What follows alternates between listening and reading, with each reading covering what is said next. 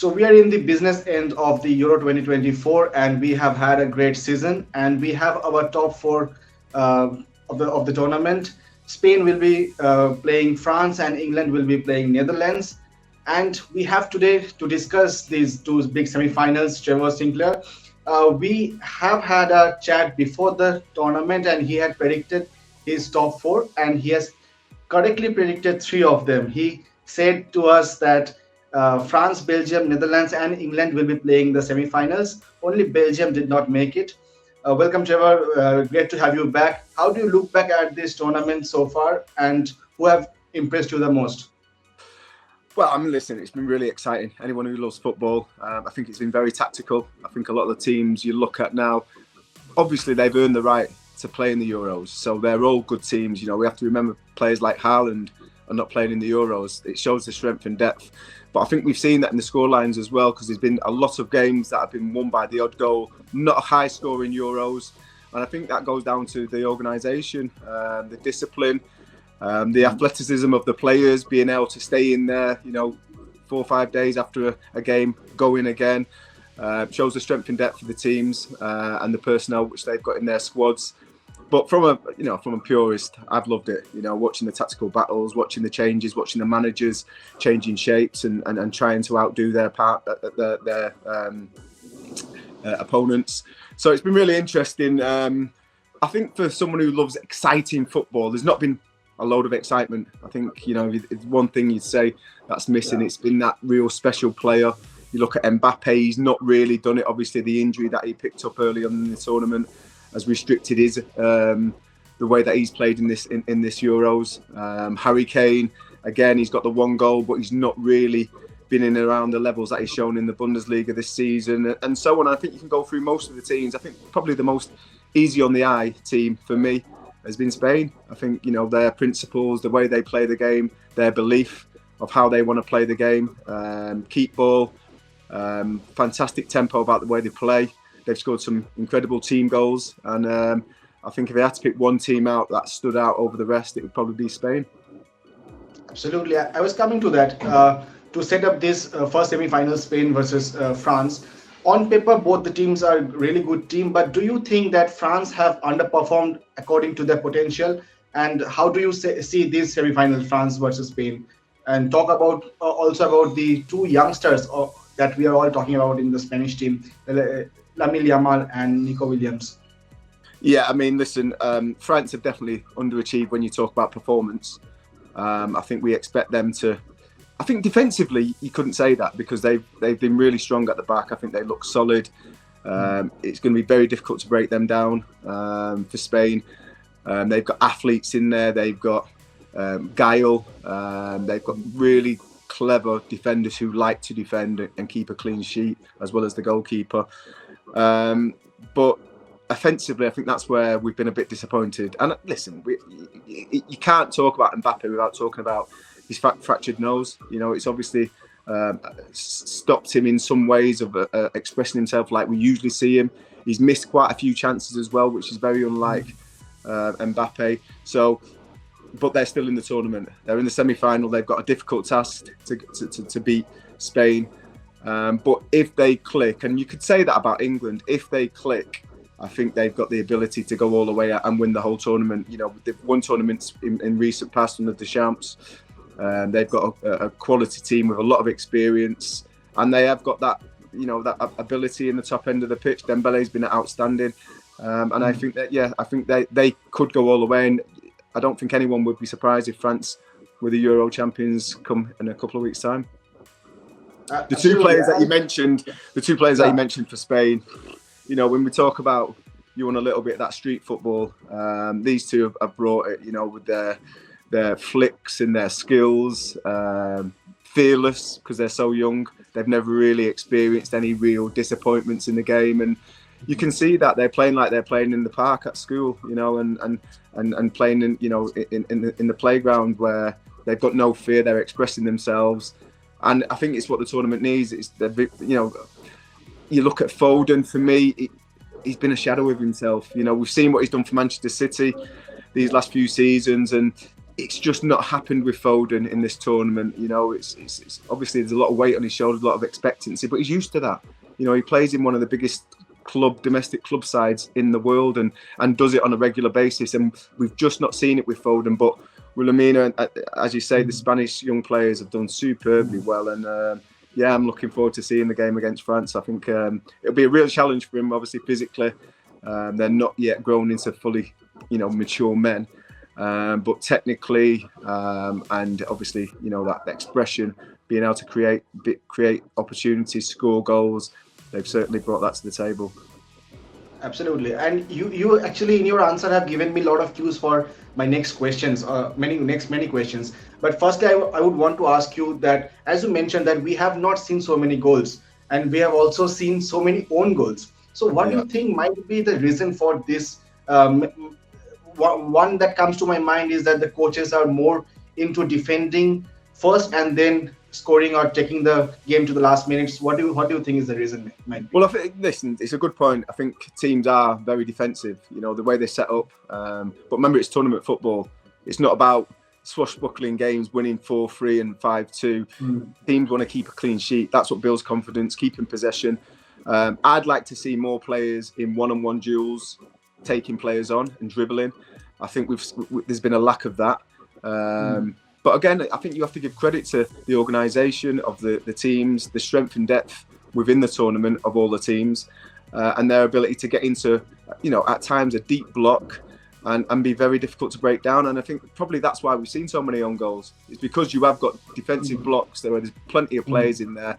And at times when you do penetrate that back line down the flanks, the balls are coming in. There's a lot of players in there. Sometimes it's unavoidable to get something on the ball. If you leave it, it's a tapping for the forward players, and if you don't leave it, you end up tapping it in your own net. And I think that's what it's the pressure. It's that time and time again when you see teams keeping possession, moving the ball from left to right, rotating the ball, working really hard. The defending teams working really hard as well. And when they do get into them positions, sometimes their body position's not quite right, and they're finding themselves in a predicament where they end up scoring an own goal. But yeah, listen, it's one of them things. I think defenders accept at times that they're going to score own goals. But I think for me, I'd rather put credit on the forwards, getting into great areas, penetrating into them wide areas, and putting balls in between the goalkeeper where he can't come, and the defensive line that are running back towards a goal. And it's inevitable that they are going to get own goals. Yeah. Okay. Moving to the England team, the English squad, I remember you telling me that this England side will concede goals, but they have the ability to come back and score and move forward. And they has been doing that. How do you see England's journey so far in this tournament? And I'll also come to Gareth Southgate's change of tactics to his favorite three back formation with two number 10s and one striker. Yeah. How do you look at this? Listen, it's difficult to criticise Gareth because a lot of people do, but it's difficult to coach players when you don't have them for that long. And we've all heard, obviously Igor with the national squad, when you've got to have that time to work with the players, to work in possession, work out possession, set pieces. It's such a difficult thing to do in such a short space of time. So you're not really coaching the players to be better players. What you're doing is you're putting them into a shape where you feel you get the best out of these players. And it's been a little bit underwhelming, the performances. I think possession, we've had decent amount of possession in games. We've looked quite solid at the back, which a lot of the European teams do. But it's that top end of the pitch, the final third, where I feel England have just been a little bit underwhelming. I feel different players could be playing, or the changes could be sooner. You mentioned about the resilience of this England team, and when I mentioned it last time, they've got the ability to bounce back. They've showcased that already.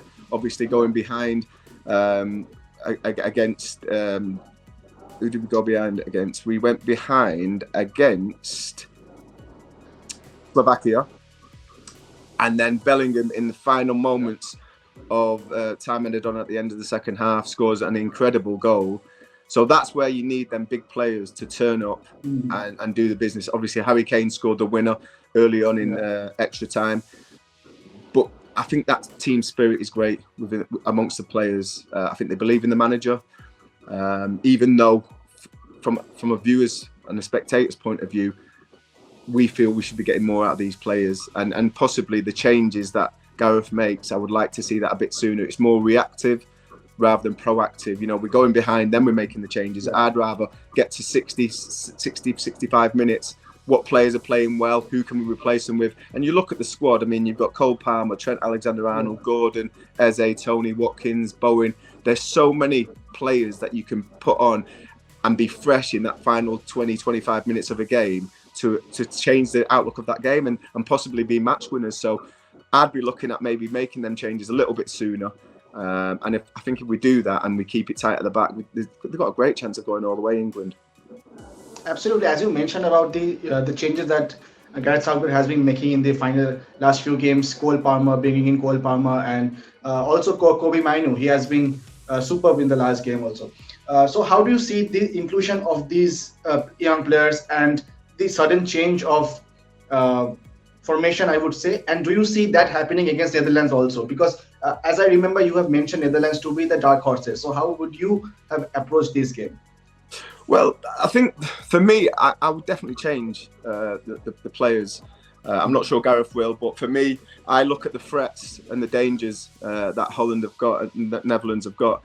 And Dumfries, for me, is one of the best fullback, wingers to come across. Athletic, he's got the ability, cardiovascular ability is unbelievable to get up and down.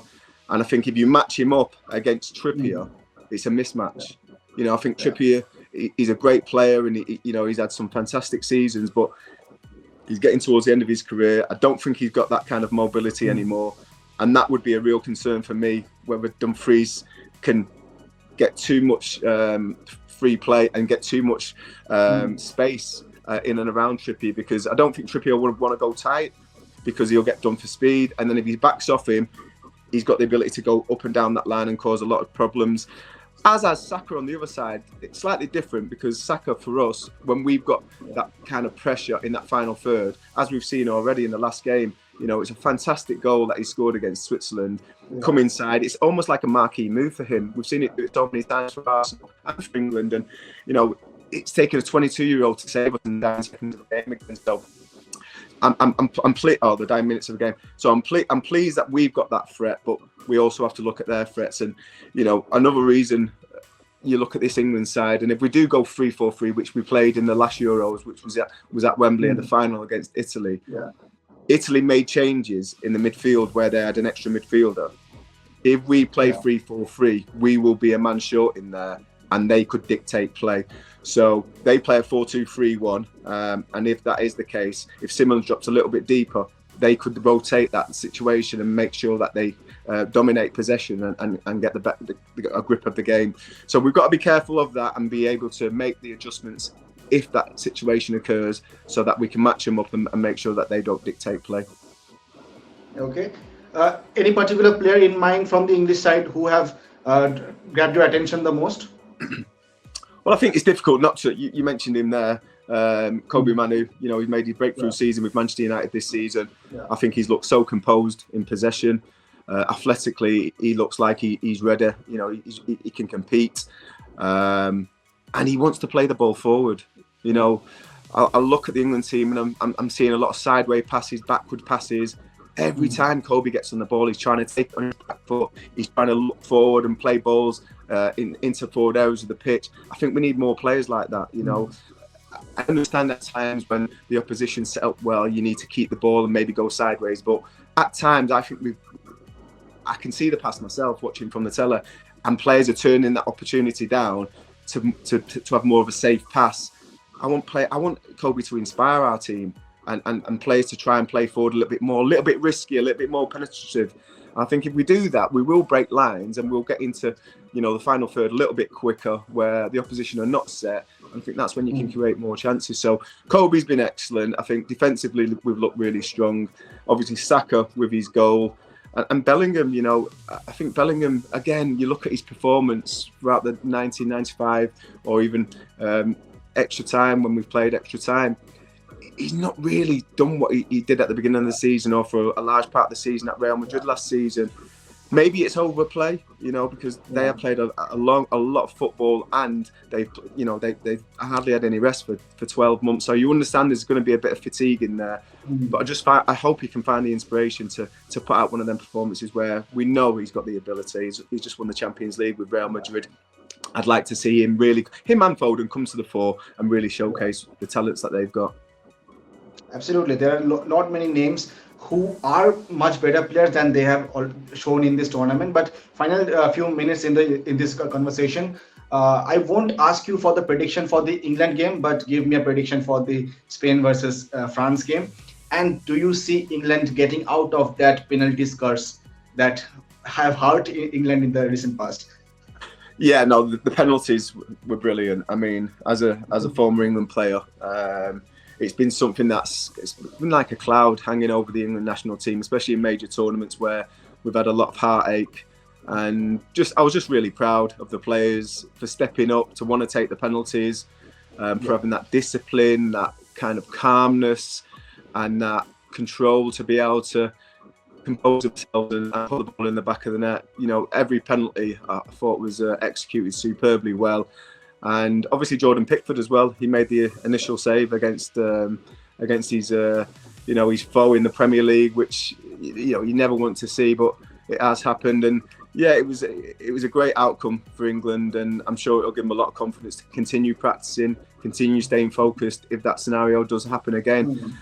Going to the Spain-France game, I think Spain will dominate possession, and again, the weather's not been superb over there. It's not been very hot, but I think it could play a major part in the outcome of this game, because if it is a hot day and Spain dictate play with possession, I think they could really dominate France. But on the flip side of that, if it's not a hot day and France click into gear into the usual style of play where, again, Mbappe's on song, the midfielders are dominating, and defensively they look sound, I think they could be too strong for Spain. So it's a difficult one to predict. But I'm just going off what I've seen at the moment, and I'd say Spain are going to beat France, but it's going to be very tight. So England and Spain final is I'm taking from you. The final one. I mean, listen, I mentioned last time we had this chat, I spoke to you and I said, I think the Netherlands could be a dark horse. I'm obviously disappointing that we've lost Belgium, because, you want to see the best players play in that. And they certainly have got some of the best players in their team. They were able to do it. And again, it just shows credit to these 4 teams that have made it to the semi-final. But like I say, if England do click, I think we've got the players to go all the way and win this. And I can see us being a bit too strong for the Netherlands if they play their game and players express themselves and showcase what we've seen in the Premier League for the last 9-10 months. Fingers crossed for England. I really hope they do go the distance this time. The final one. Have you been watching the Copa America also in between the Euros? Yeah, I've been impressed with Colombia, Uruguay, 2 teams that maybe not the biggest teams in South America, but been super impressed with them. Canada as well, as a player that plays for Celtic, that plays full back for them, who, he's a great player anyway, and I love to see Celtic players doing well, but also I think he came out with a quote about immigration on social media earlier on in the tournament, and I think it just showcases why Celtic fans love him so much. He's a top player, gives everything for the team that he's playing for, obviously everything for his nation at the moment. And to come out with and defend immigration and immigrants that are playing for the Canadian team, I was super impressed with that. And I hope they do really well. But it's been an exciting tournament. My son's actually out in America at the moment, in New Orleans, so he's been keeping me over everything that's going on. And he's got teammates that are from different nations that have made it into the latter stages, so I'm sure he's enjoying the banter between them. Okay, but the one takeaway that I have taken from both the Euros and Copa is that we have perhaps moved past the Messi and Ronaldo era, because both Messi and Ronaldo have not been at their best shape in both of the respective tournaments. Yeah, and I think you're looking at the two different leagues that the players are playing in. Obviously, in America and in Saudi, it's difficult to then make that step up and play against physical, fast. Even the climate, you play. It's been raining for a lot of the tournament. Both players are coming from really hot environments, and to be able to find that intensity and that switch up just in the weather alone, forget about the players, that must have been a difficult task anyway. But then going back to it, I mean, both players have been iconic for the last 15, 20 years in the game. I think the game will remember them for a lot longer than they're around, and they've been superb ambassadors for the game of football. So they're allowed to have off tournaments, both of them coming off the back of amazing careers, and I'm sure we'll see a lot more of them in the future. Absolutely. Thank you so much, Trevor. I've asked for 15 minutes of your time. You have given me 20 minutes, but with the promise to come back again if England leaves the Euro Cup. Thank you so much. Let's hope they stay in it, and let's hope you get me back. Absolutely. Thank you so much. Take care. Have a nice day. You too. Bye-bye.